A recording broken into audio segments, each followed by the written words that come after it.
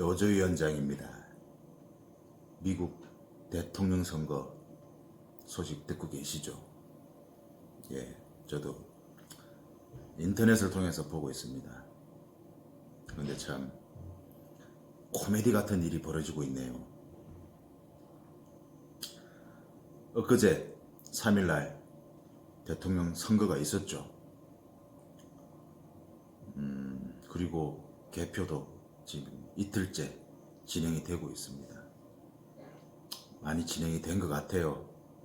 뭐 일부를 제외하면 거의 95% 이상 진행이 된 것 같은데 아직도 누가 당선자인지 모르고 있습니다. 어처구니가 없는 상황이 벌어지고 있는 것 같아요. 현직 대통령이죠. 도널드 트럼프 대통령 어제 자기가 이겼다고 주장을 했습니다. 조 바이든 민주당 후보 역시 승리에 가까이 가고 있다라는 이야기도 했고요. 그리고 오늘 상황 같은데 주요 경합주에서 본인이 앞선 거로 나오면서 백악관으로 들어갈 준비를 하고 있다라는 소식도 들리고 있습니다. 도널드 트럼프 대통령 아시죠? 호락호락한 인물이 아닙니다. 쉽게 대통령 자리를 내줄 위인도 아니죠. 아니나 다를까 주요 경합주에 개표를 중단하라고 소송을 내고 있습니다. 일단 법원으로 끌고 가겠다는 거죠. 얼마 전에 대법관도 자기가 손하는 사람을 대법관으로 앉혔죠. 법원에서 법정에서 싸우면 승산이 있다라는 계산을 이미 다 해놓고 있었던 것 같기도 합니다. 물론 상황은 좀 더 봐야 되겠죠. 네. 이게 민주주의의 보루라고 할 수 있는 미국에서 벌어지고 있는 상황인데요. 그 원인은 미국의 대통령 선거 제도가 간접 선거이기 때문에 그런 것 같아요. 우리나라는 직접 선거잖아요.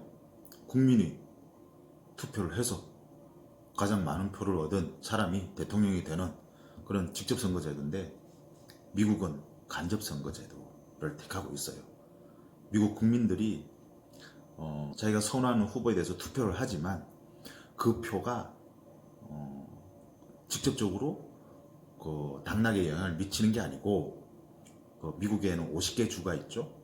50개 주마다 이 할당된 선거인단이 있어요. 그 주에서 표를 가장 많이 얻는 후보가 할당된 선거인단을 모두 차지하는 그런 승자 독식 방식의 간접선거 제도를 택하고 있더라고요. 전체 투표에서 절반 이상을 차지하더라도 대통령이 안 될 수도 있는 그런 상황이죠. 지난 2016년도에도 트럼프 대통령이 전체 득표수에서는 힐러리 클린턴 후보보다 적었지만 대통령이 됐잖아요. 이게 주요 경합주에서 이기게 되면 전체 득표수는 적더라도 선거인단을 더 많이 확보할 수 있기 때문에 최종적으로는 대통령으로 당선되는 거예요. 뭐 일장일단이 있는 제도라고 합니다. 그렇지만 뭐 직접 선거 제도에 익숙한 우리로서는 상당히 좀 민주적이지 못하지 않냐라는 이제 생각이 들고요. 특히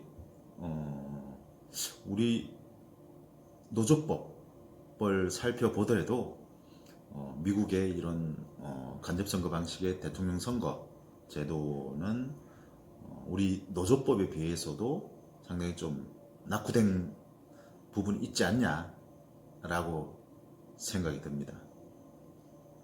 여기서 노조법 하나 알고 가시죠. 네. 노동조합 및 노동관계 조정법 제16조에는 이런 내용이 있습니다. 총회와 관련된 내용인데요. 임원의 선출이나 해임 같은 경우에는 총회에서 의결한다 라는 내용이 들어가 있고요. 그리고 그 의결 방식도 조합원의 과반수가 참석한 총회에서 과반수 의결로 통과시킨다. 이렇게 나오고 있거든요. 그리고 그런 조항도 있어요. 16조에는 가령 이제 위원장 선거를 하는데 위원장이 과반 득표를 못했어요.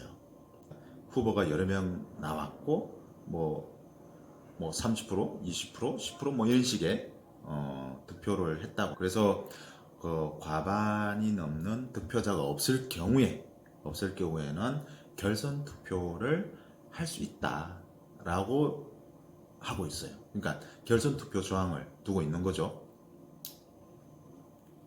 참 미국의 이런 어떤 간접 선거를 통한 대통령을 뽑는, 그리고 그로 인한 혼란 상황을 볼 때 우리 나라의 노조법에 나오는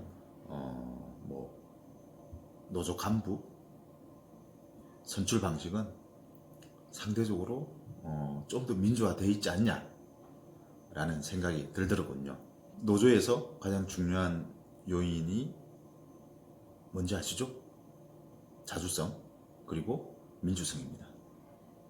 우리 노조가 민주적인 활동을 할 때 우리 노동자들이 주인공이 되고 주인이 되는 그런 세상도 오지 않을까 생각합니다. 우리 미국 대통령 선거를 보면서 그 생각을 다시금 하게 됐고요.